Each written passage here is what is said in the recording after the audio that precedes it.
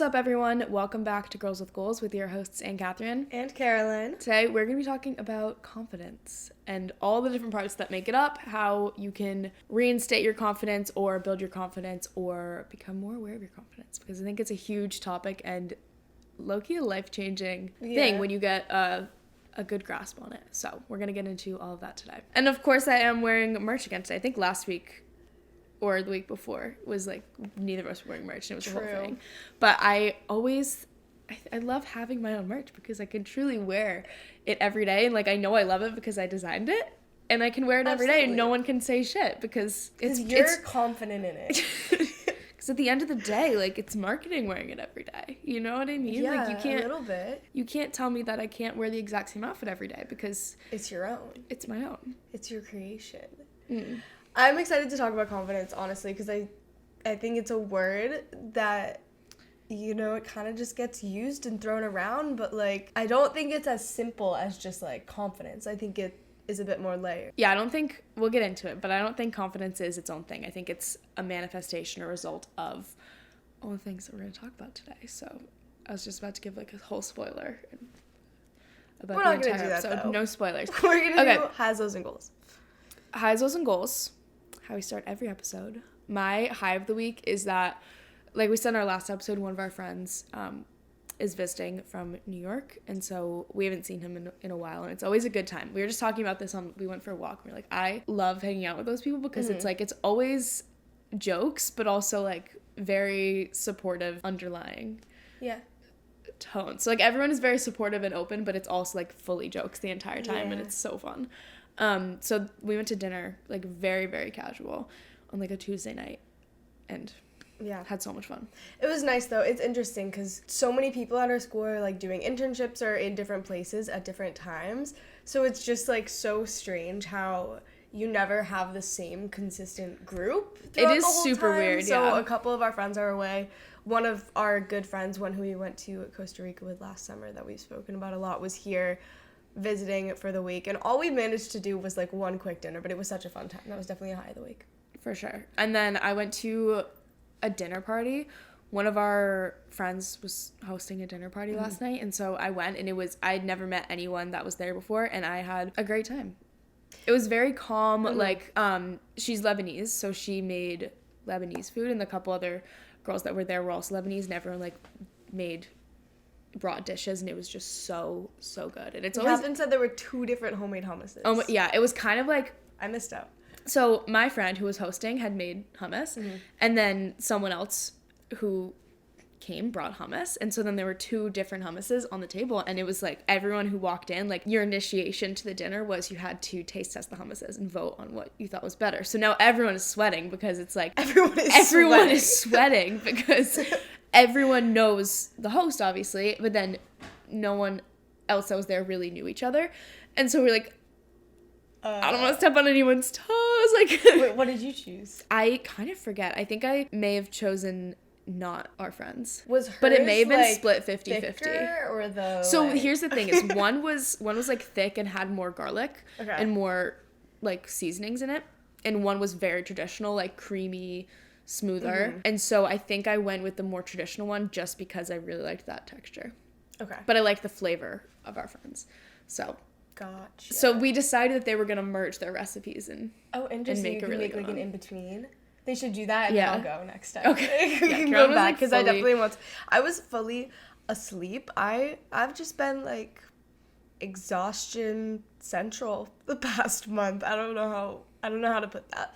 I've been so tired that I'm just like passing out at random times. I took a nap midday yesterday, and I could not get myself to rally for a dinner. I don't necessarily know what's going on with me, but you know what? Like, I'm exhausted, and so I'm just going to listen to that and sleep when I need to sleep. So I missed the hummus because I was, in fact, sleeping. I'm going to nominate that as your low of the week, even though it was sleep, and we don't do sleep. I was going to avoid it and not say that, but I think, my low of the week was because I was so tired I missed out on that dinner. But, you know, no FOMO around here. We stand by our decisions, but it would have been nice to be there. I needed sleep.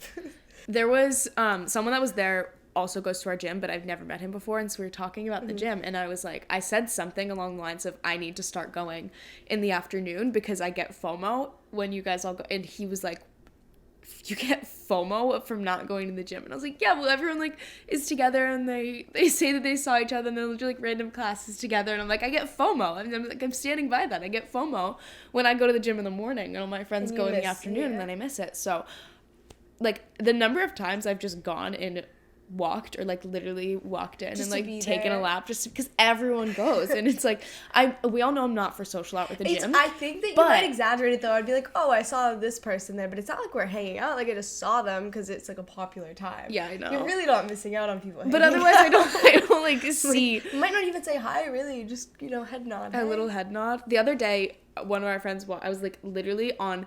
I'd been there for far too long. Like, my legs were about to fall off, but mentally I wasn't done being at the gym. No, so I just started doing push-ups, and our friend walks over and, like, says hi and introduces his friend who they're, like, working out together. And then last night I was like, oh, my God, I was in an absolute mood when you saw me. He was like, yeah, we could tell. And I was like, oh, so sorry. Because I think I was just, like, not looking around. I was, like, out of it a little. In your own space, it was wild. Your push-ups. That's how it should be in the gym. Like sometimes, it's meant for so many different things. My high of the week. I didn't go to that dinner, but we did go out to the North End in Boston, which is like our little Italy, and we went with a group of girls. Had a great dinner, had a great time. We got pistachio martinis, and that's the reason that we went to the North End because our friend had one like a week before, and we were like, wait, I've never even heard of that. I've had an espresso martini. I've never had a pistachio martini. And I don't know about you guys, but I think, like, that fake pistachio flavor is I think it's really good. Like, when you get, like, the pistachio cookies and stuff. And I'm like, I know there's not a trace of nuts in here. It's just some sort of, like, pistachio extract that they've made. I don't know. Wanted to try the pistachio martini. They were really, really good, and it's going to be a new drink of choice of mine, and so that was an exciting thing. I don't think it'll be a consistent thing. Like, it was very, very No, I don't sweet. think it'll be consistent, but it was kind of like a dessert, like, special experience. It wouldn't be something that you're, like, having all the time. But it was special. Okay, my low of the week is that I feel gross. I feel like a spaghetti noodle and the Pillsbury Doughboy had a baby, and I just don't know. Like, I haven't changed anything about, like, going to the gym, workouts, and I just feel gross. And it's so frustrating because this is my low. So last night, I was going to wear this bodysuit, and it's, like, tan and long sleeve. But I wore it to dinner the other night, and I, like, didn't realize, but I, like, splashed oil on it. So there's, like, one little oil dot. So I, like, can't wear it because it needs to be washed. But I have the same one in a short sleeve, and I was like, okay, I want the color. I was wearing white pants, and I thought the colors matched. And so then I was wearing short sleeves, which is fine, but I felt like the Pillsbury Doughboy, and, like, when your arms are out and you just feel like... sometimes, yeah. That, so I felt like that. Anyway, that's my low of the week, and who knows how I'm gonna fix it. It happens.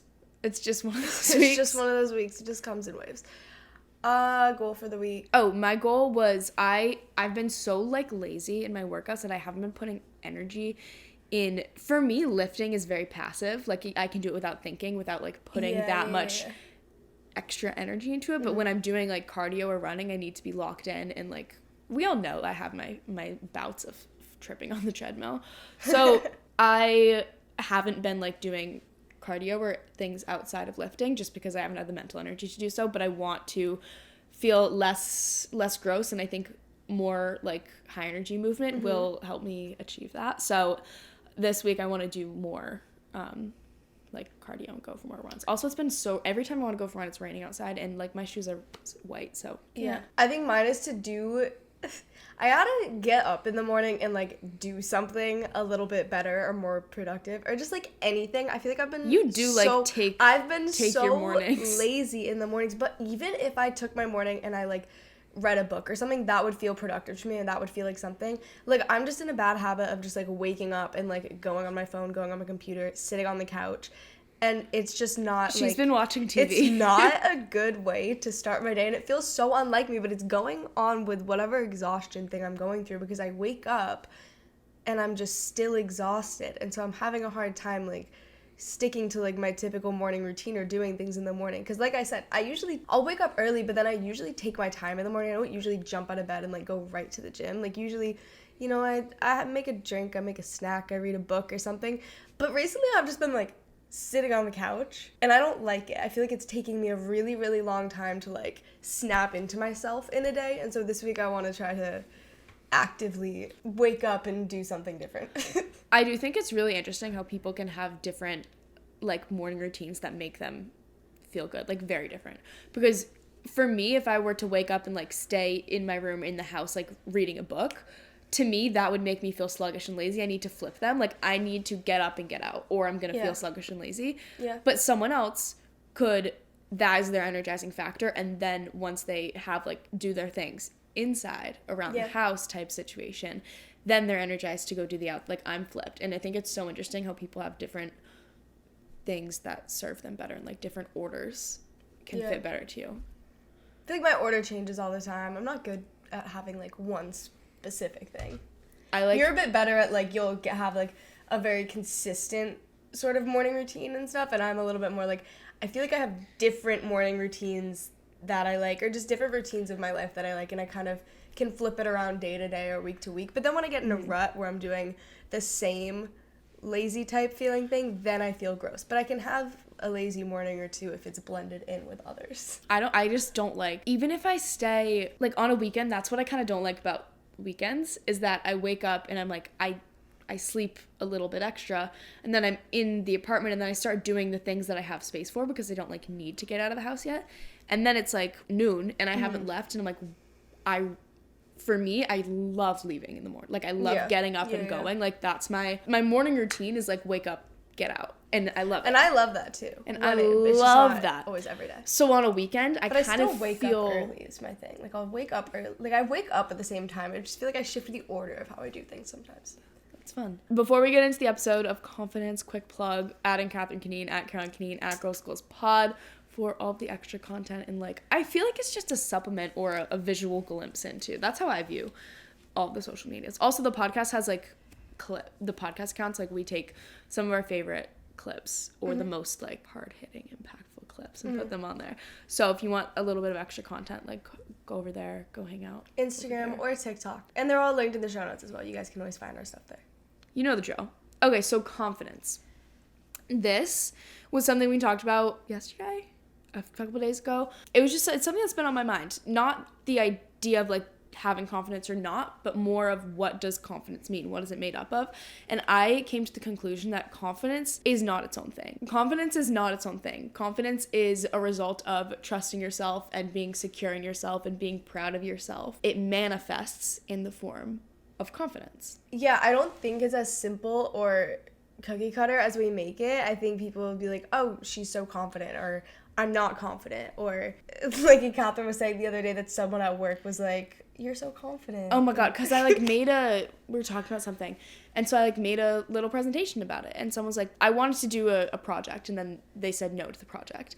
And they're like, but I love your confidence. And I was like, that's so, like, that's ringing rude in my head now. That's rude, because I like... No, but I love your confidence. Literally said, no, but I love your confidence. Yeah, and I was would like, overthink that one for sure. Ooh. And so now I'm like, I'm going to shut up for the next, like, week and a half. Right. But in that one, I'm like, are they using confidence as, like, a positive or a negative? Like... Because in my mind, it was a positive. Like, it's a positive, but that almost makes it sound like they're saying it's, like, delusional confidence. No, literally. And I was like, but just I'm not. Sorry. You deserve I'm to. Sorry.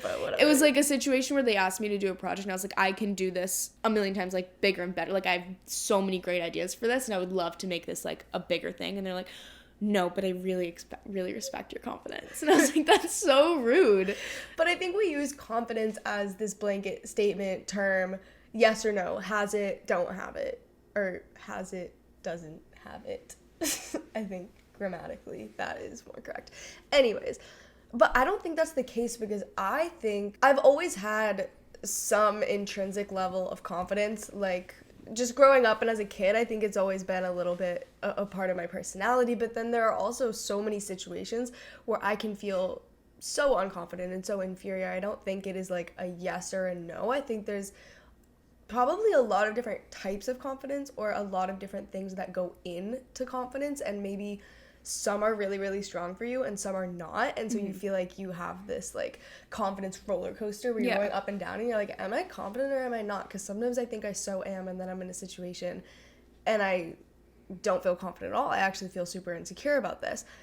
And so I think we want to get into what we think makes up confidence and all of those different things. Like Catherine was saying, it's not just confidence or doesn't have confidence, it's has or doesn't have all of these different qualities that kind of come together to manifest this feeling or vibe of confidence. Right. And I think the most powerful, like, moving thing that you can carry within yourself is confidence. Mm-hmm. And it's not because of any, like, external or tangible thing. Mm-hmm. It comes from that trusting yourself. It comes from being secure in who you are, in what you want to do, where you stand in whatever environment you're in. And honestly, just, like, respecting yourself. Like, confidence comes down to knowing and loving who you are. Yeah. I like that, the idea of respect, because it's almost like you're giving yourself the same amount of respect as you give other people. Like, if you look at other people and you think they worked so hard for their accomplishments, or they're so deserving of what they have, we're all human. Like, no one person is better than you are. They have just had a specific opportunity, or worked for longer at something, or commit themselves earlier to something. No one is inherently better than you or better than you at something. So there's no reason that you can't also do those things. So give yourself the same respect to believe that you can do it. Confidence in the sense of comparing yourself with someone who maybe is in a position you want to be in, or is the type of person you want to be. Mm-hmm. Comparing and denoting your own confidence just because someone else has it more, is further down the line, is doing something better than you, is so not where you want to be, because confidence is what's going to get you to that point. Because yes, you may not be on the same path. Maybe they started 10 years or they started their business 10 years earlier. Obviously, it's going to be further down the line, more developed.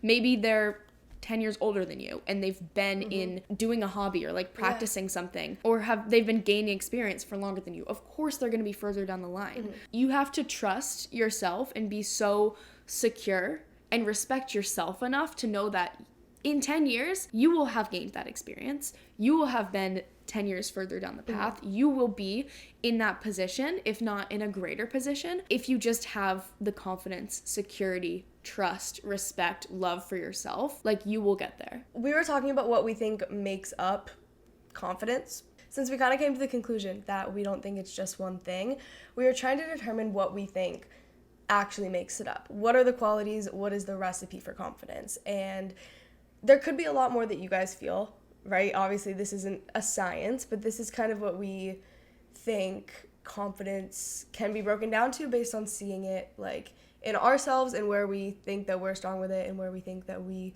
are less strong with it.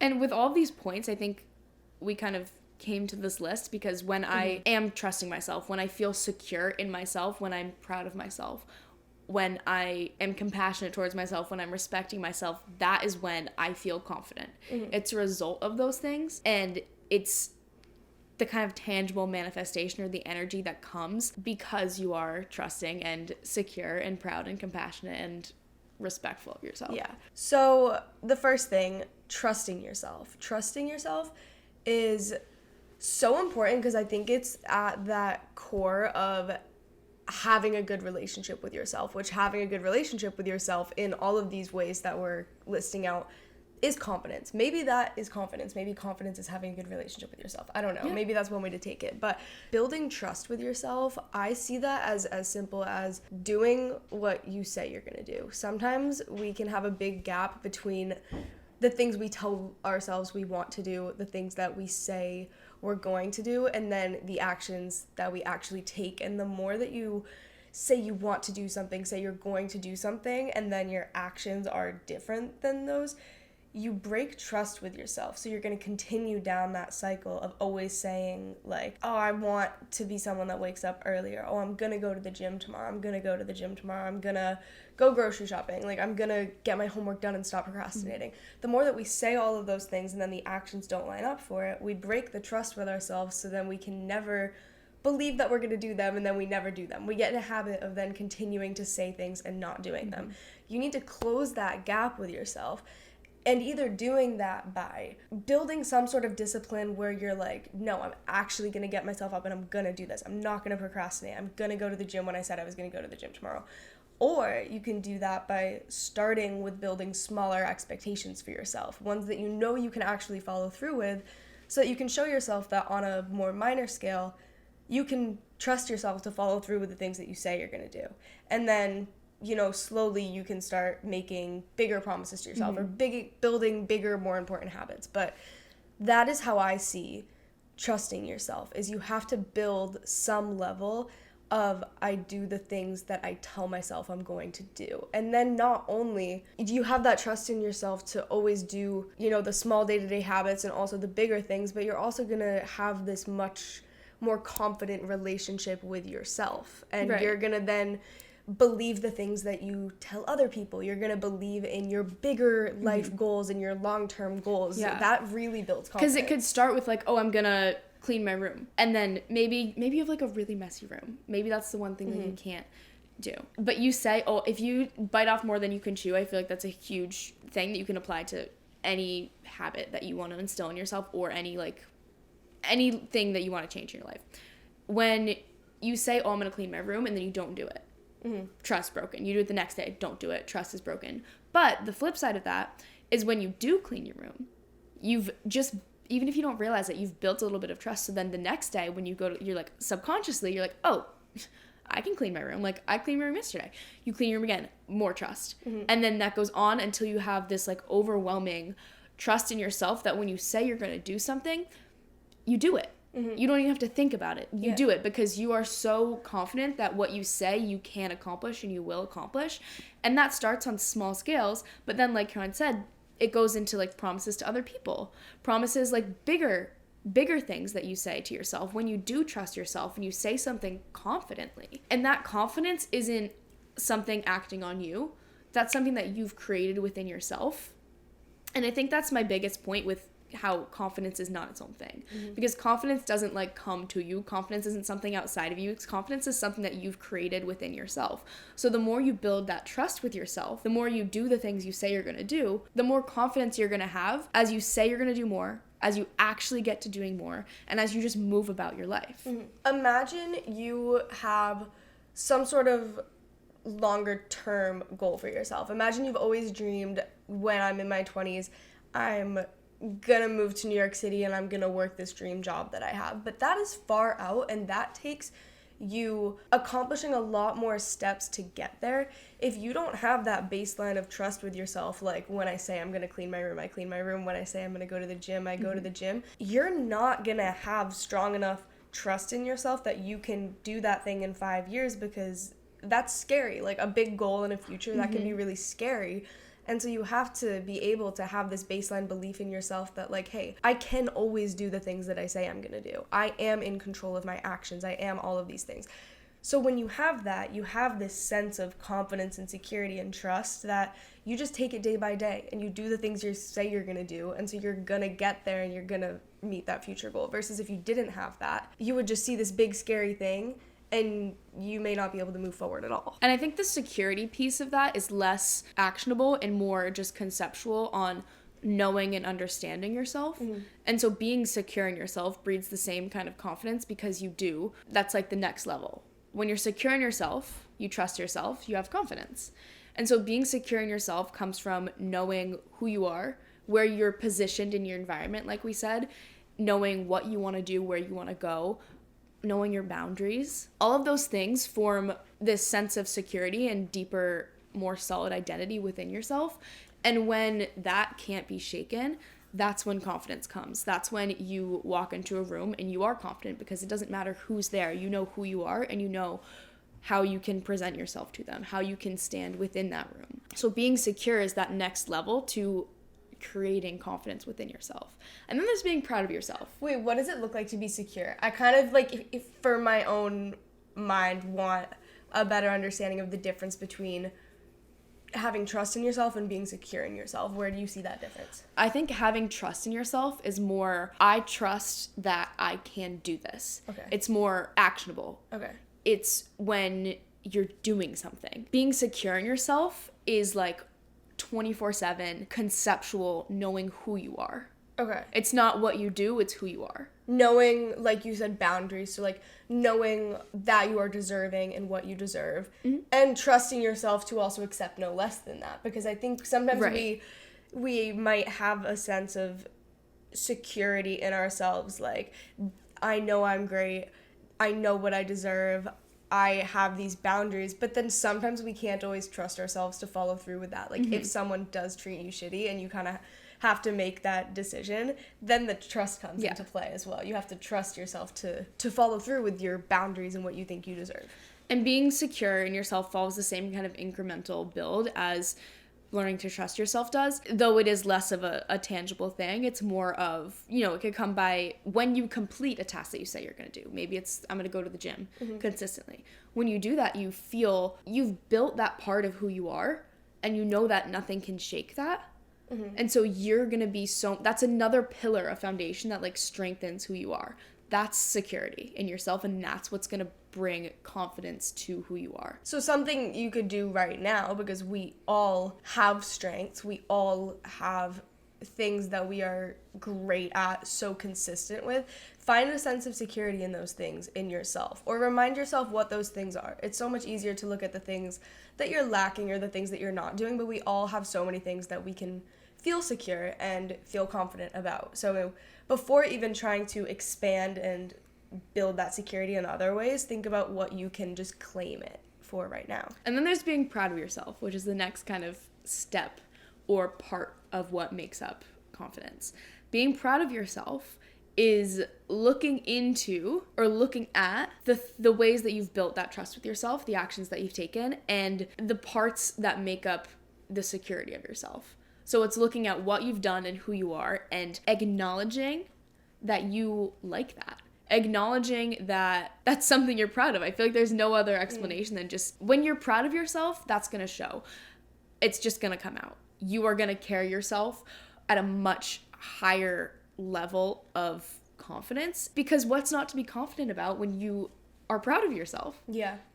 When you think of habits and what drives human actions in general, we're always looking for some sort of reward on the other end. Like a cue, we do something, we react, we have the habit, and we're looking for a reward. Confidence can be built when you can give that reward to yourself. You can find a way to be proud of yourself and celebrate yourself, because that is then going to drive you continuing those behaviors, continuing those habits, and doing that, because you don't always need external validation or external rewards, or you don't always need those things in terms of other people's validation or objects or money or anything like that. You can find that reward in being proud of yourself and in celebrating yourself. And so that can create confidence, because I feel like this is all cycling back. If you can find ways to be proud of yourself,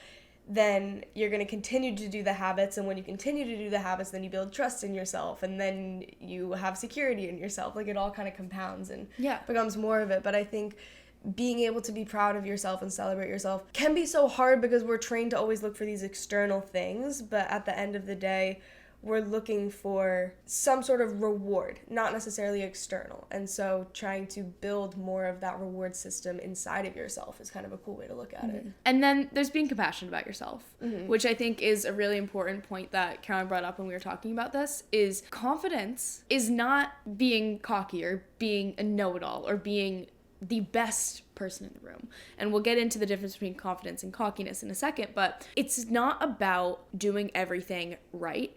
It's about knowing that you're not going to do everything right. Like, confidence is about knowing that you are not going to be perfect 100% of the time, but trusting and being secure in yourself and being proud of yourself enough that anytime you mess up or something doesn't go your way, it's not going to shake you. And being confident is carrying yourself through life with the idea that those things aren't going to shake you, and that you can be compassionate towards yourself and keep going and keep working towards what you want to do, keep being who you are without letting that affect you. Self-compassion is the final puzzle piece to confidence, I think, because confidence doesn't just mean being confident when you do things right, being confident when everything goes your way, being confident when you've done something to celebrate. Confidence is also having that self-compassion and being okay when you do mess up, when you don't meet the expectations that you had for yourself, when you have let yourself or other people down. Having self-compassion and still being able to feel secure in yourself and know that you can move forward, that I think is the last step to confidence. Being able to still maintain that confidence even when you haven't fulfilled everything, like on those lower points, instead of beating yourself up, having the compassion to keep moving forward. It's easy to feel confident when we're proud of what we've done, when we feel like things are to be celebrated, when everything seems to be going right and we're happy in that sense. It's a lot harder to be confident when things aren't going well and you have to tell yourself that you're still good. Mm-hmm. So the difference between confidence and cockiness, I think it comes down to, there are two parts of it. From you, the way you exude confidence, and the way others interpret your confidence. When your confidence doesn't come from trusting yourself or being secure in yourself or being proud of yourself or compassionate of yourself or respecting yourself. Like, I'm going to keep rambling off that list because those are the parts of confidence. But when your confidence isn't coming from that, when your confidence is acting on you, when confidence is outside of you, when you're thinking about confidence as its own thing, I think that's where cockiness comes into play, because without those pillars of confidence, it's less about you and more about how you're actively presenting yourself. It's not a subconscious just energy that you give off. It's more of something that you are forcing into your life. I think it becomes cockiness when confidence is fueled only by validation from others. Because then you're always going to be trying to brag or be so external about things that you're doing in a kind of overboard way to try to be getting that validation, because that is how you're fueling your confidence, rather than true confidence is all fueled internally. So while you absolutely can and should be celebrating your successes, a lot more of it is going to be in that quiet, silent, internal mode, because when you're celebrating things, you're more so sharing them with other people. You're not looking for validation from other people in the way that you're presenting it. Right. I think the cockiness aspect of confidence, or the cockiness version of confidence, relies too heavily on both other people's validation and other people's interpretation of you. Whereas when confidence comes from yourself rather than outside of yourself, you are telling other people how to view you, how to view your confidence. You are letting them know rather than asking them to define you. And I think that's the important part about focusing on these different pillars of confidence, because when confidence comes from inside you, when confidence is a result of you being so trusting and secure of who you are, it is so, so powerful, because it is just something that you possess, something that you walk around with, something that is almost undetectable, but everyone's going to know. And you don't have to tell anyone that you're confident when you are so foundationally solid in yourself. It's just going to happen. Whereas when confidence is more of a cocky version, it's not coming from like deep foundationally inside you. It's surface level, you're creating it. And it's coming out as cockiness because it may be you trying to prove yourself to a group of people or a job or an activity that you're doing.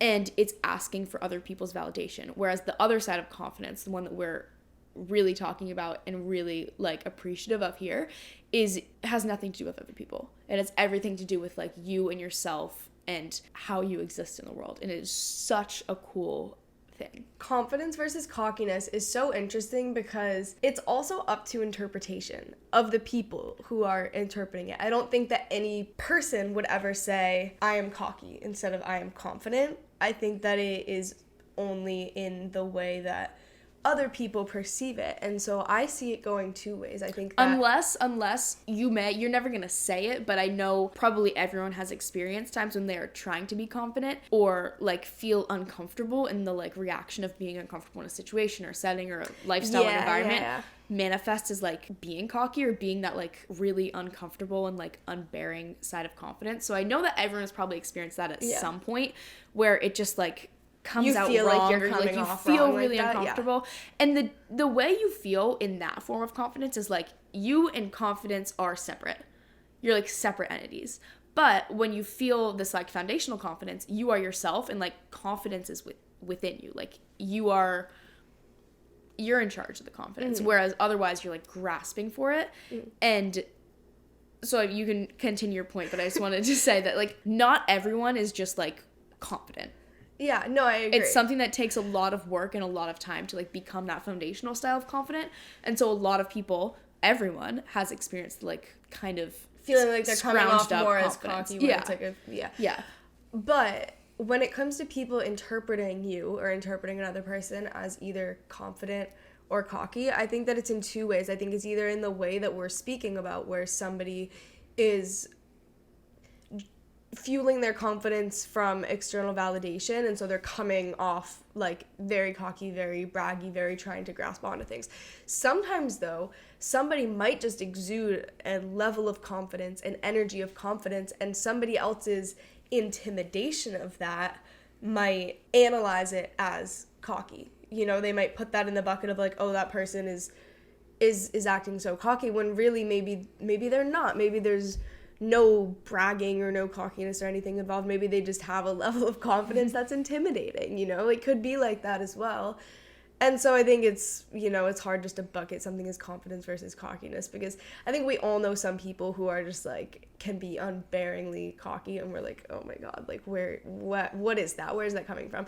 Sometimes though, you can be intimidated by somebody's just level of natural confidence. Like that's very valid. That happens. You know, being careful not to just bucket somebody as cocky if they are a good person and they just have an extreme level of confidence. Like that's something to admire instead. But I think it's easy when we feel kind of intimidated by something. I know I can do that myself as well, to just put it in like a more negative box and just like push it there instead. That's the easy way out. It's the easy way instead of being inspired by it or respecting it, because it's harder, because then it's almost admitting to yourself like, oh, I am intimidated by this person in a way.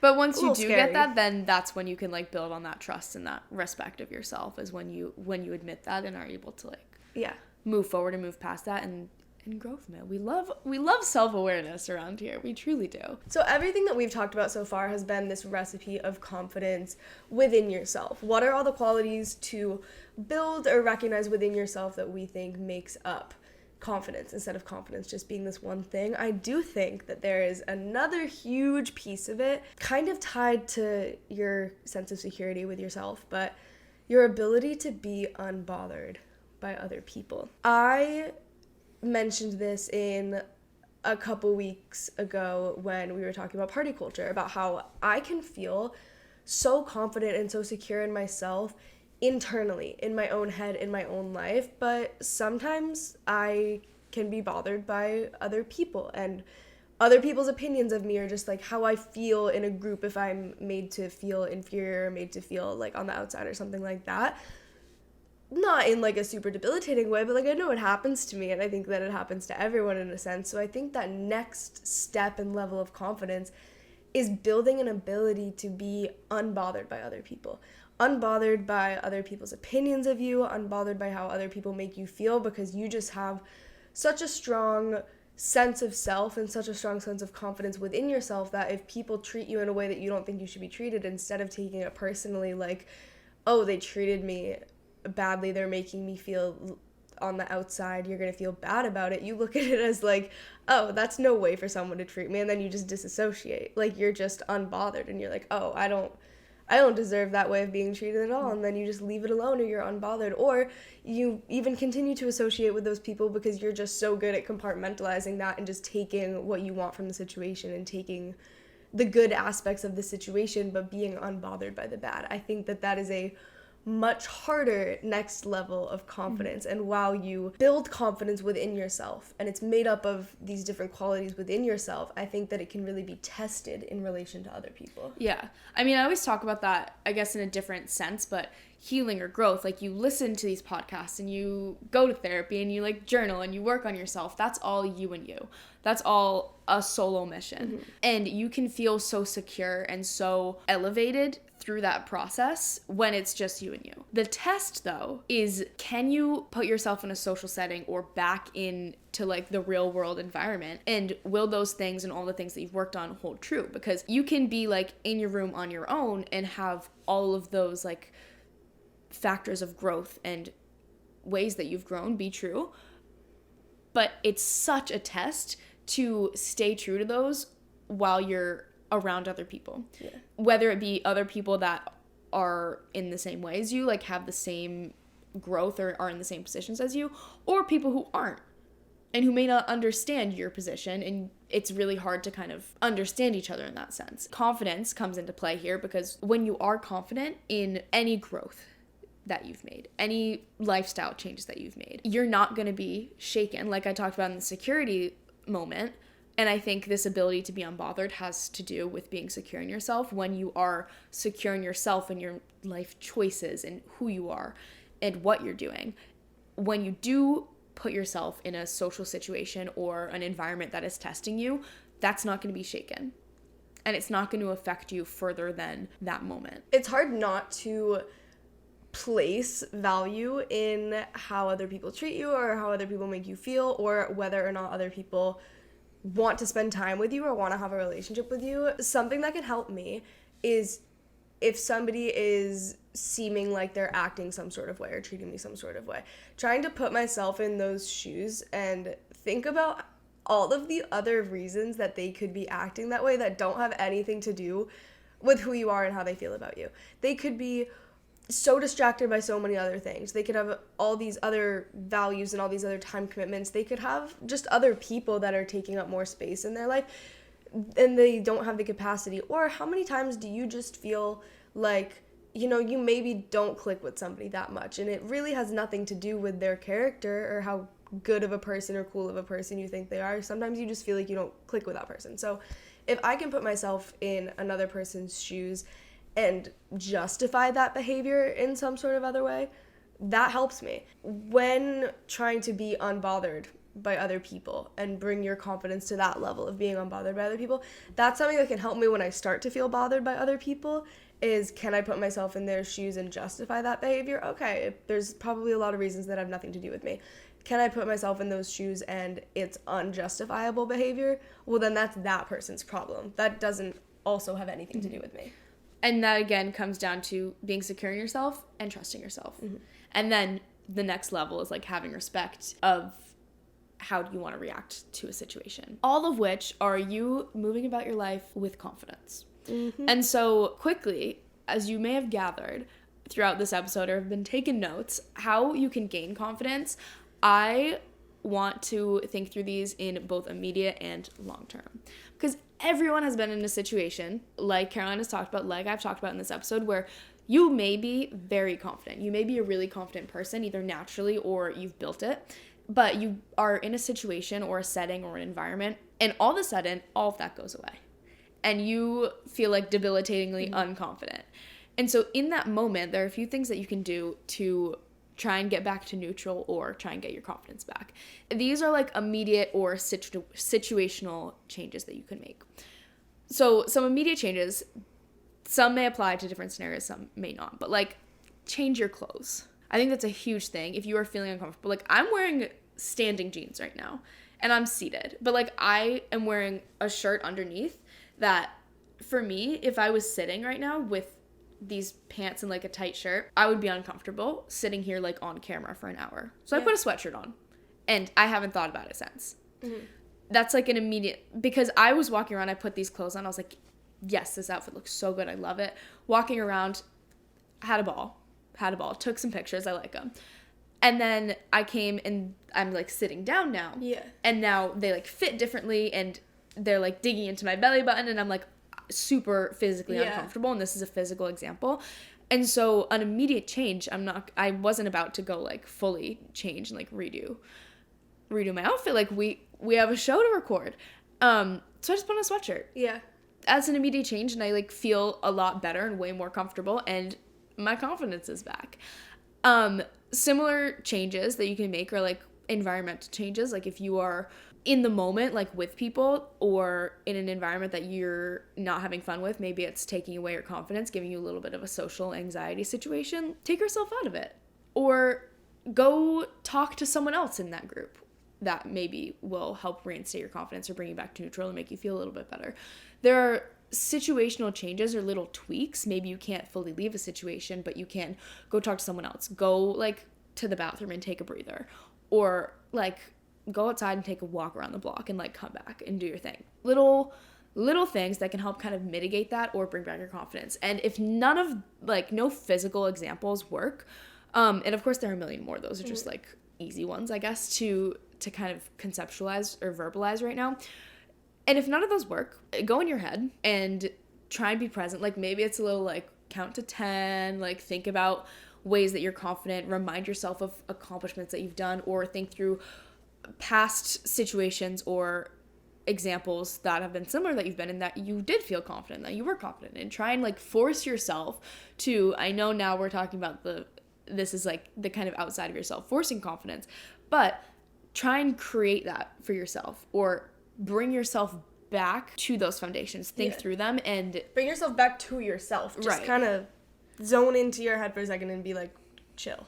Zone into yourself, be present, like step back to that sense of security, and maybe you can go through these pillars. Like, tell yourself why you trust yourself in a social situation, if this is a social situation. Tell yourself who you are and what your position is within that group. Security. Tell yourself reasons why you're proud of yourself. What have you accomplished recently? What have you accomplished to get yourself to that position that's maybe helped you be where you are in a positive way? How do you respect yourself in that moment? And then how can you be compassionate to yourself in that moment? Because 1 second of not being confident doesn't mean you don't have confidence. It's just you moving through life. Cannot say that enough. Because nobody is 100% confident, in the sense that we've kind of outlined this recipe of confidence and what makes up confidence, and I don't think everybody is 100% in all of those things. At the same time, things fluctuate situationally and minute to minute and second by second, so it's hard to say confident, not confident, yes, no, because, you know, I feel 110% confident sometimes, and then I feel absolutely drained of confidence in a split second by some things, you know? And so reminding yourself of that, having compassion, can help you get through or get you back to neutral if you are having an immediate or like situational challenge with confidence. The other part is long-term confidence. This is how you're going to like build that foundational confidence, or create that if you feel like you don't have any confidence right now. This is how you're going to create that. And it is through long-term, big, like lifestyle changes, mindset changes, environmental changes, whether that be like move across the country or switch up your room to feel more in line with you and aligned with you and catered to what you want to do and where you want to go. It is learning about yourself. It is gaining experience. It is just furthering your own like growth, and that is going to foster that trust and security and respect of yourself. That's going to just naturally build the trust. So when you're thinking about building long-term confidence, that's when you're going to think about these foundations and pillars, and don't think about confidence. Don't think about the actual sense of confidence. Don't work towards, I want to be confident. Work towards all these little things, and you are going to be so strong in your confidence. It's going to be crazy. Whereas those immediate changes are when those immediate situations are when you can think about confidence as its own thing and be like, confidence. Yeah. But long term, confidence is not a real thing. What is real is trust and compassion and respect and belief in yourself and security in yourself. I think another long-term way of building confidence, and probably one of the most impactful, is building a life and having hobbies and pursuits that exist outside of other people.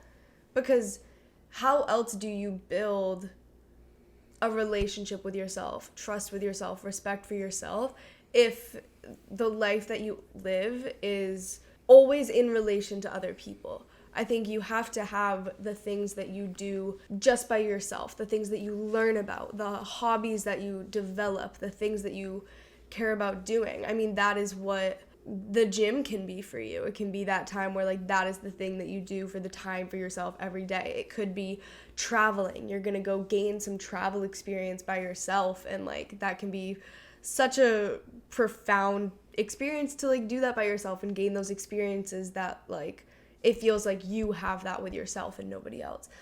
It could be, you know, you pick up a hobby, you learn an instrument, you buy a skateboard, like something like that, like anything that you can do to develop a life that is yourself. It could be in what you study. You know, you're on your own learning and school and career path that nobody else is on, and people can be alongside of it, but at the end of the day, it's your learning, it's your career. So finding your life on its own path that can integrate other people but does not exist solely because of or for the purpose of other people.